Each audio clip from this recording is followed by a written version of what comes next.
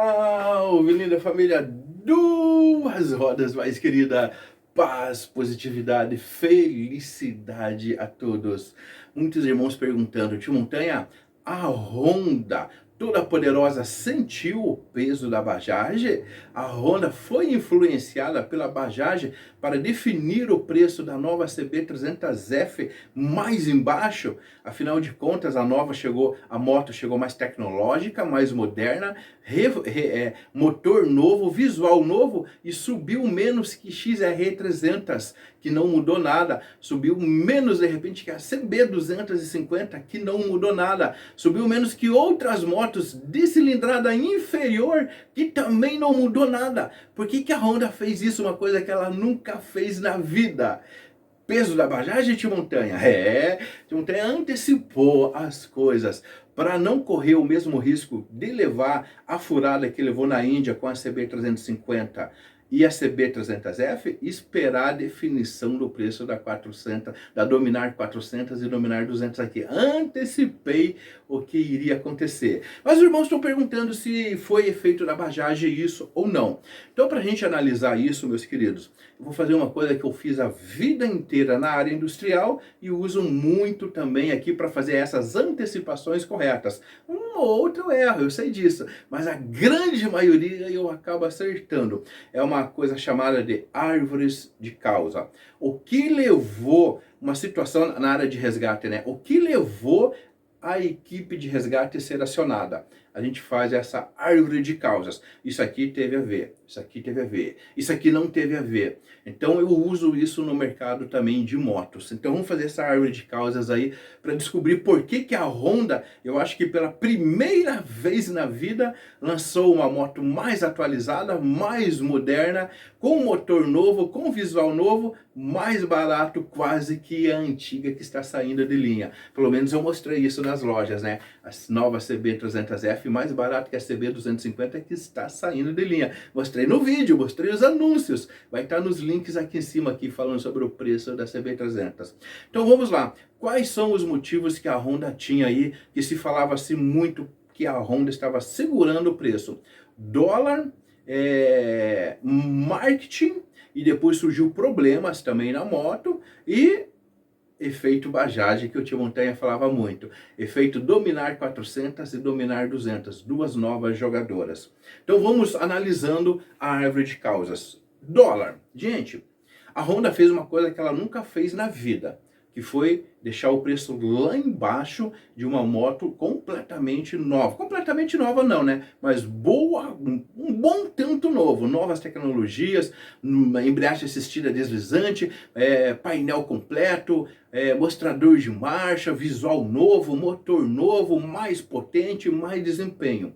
Então, ela pegou uma moto bem nova e deixou num preço muito mais acessível que estava a antiga, né?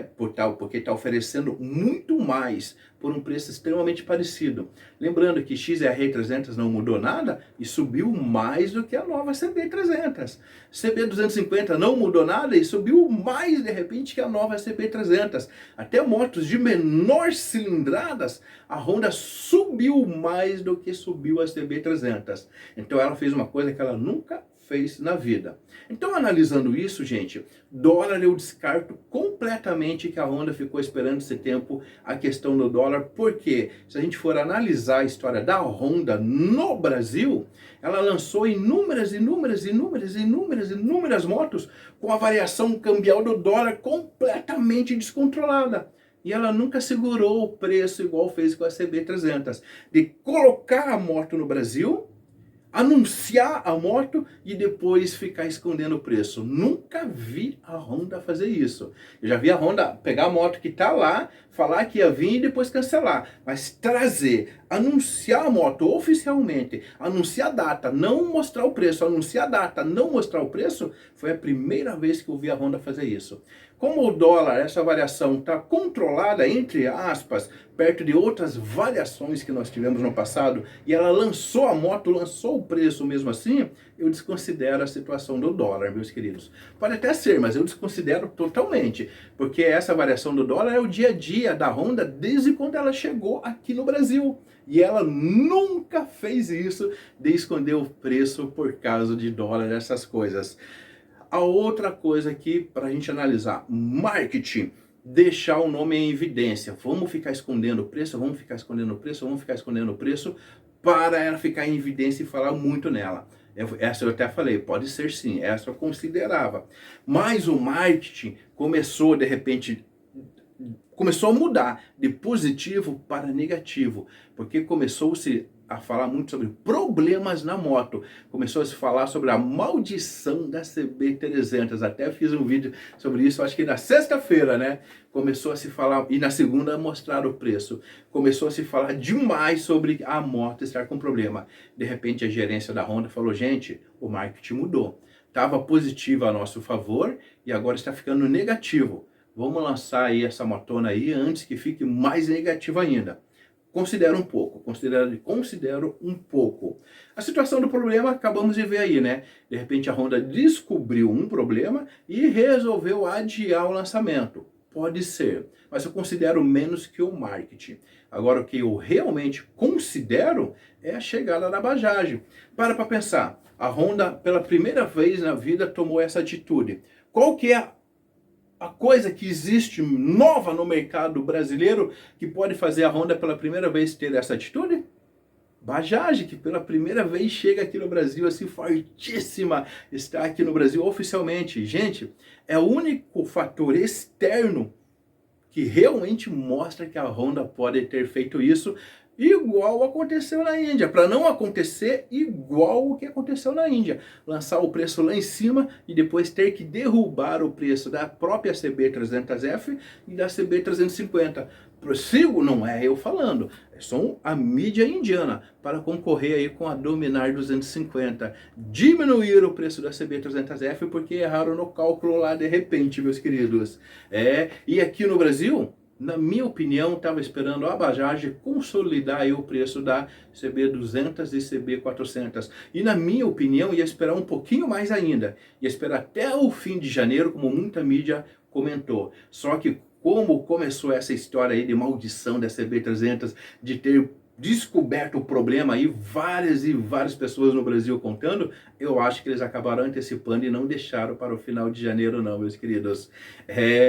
Na minha opinião, a Honda sentiu o peso. É aquilo que eu vivo falando. O consumidor, ele vê somente 5 lojas aqui no Brasil. Quem tem a visão empresarial, igual a Honda tem, vê a terceira maior produtora, a terceira maior produtora de motos, segundo a Bajaj, chegando aqui no Brasil. Gente, olha a pressão que isso coloca na Honda. E se a Honda não estivesse preocupada, aquilo que eu sempre falei, não estivesse começando a ficar acuada, como eu falei, ela não jogaria o preço da CB300F no que jogou. Ia lá como muita gente desconfiava, 23 mil o preço de site, 22 mil, 24 mil o preço de site. Mas não, jogou lá para 18.900 a CBS e 19.800 a ABS, subindo apenas 480 a CBS e 210 a ABS. Se a gente for para pensar, moto de bem menor cilindrada que a 300, que não teve mudança, subiu bem mais do que isso. Meus queridos, por que a Honda faria isso? Efeito Bajaj. Eu, no meu ponto de vista particular, não tenho dúvida.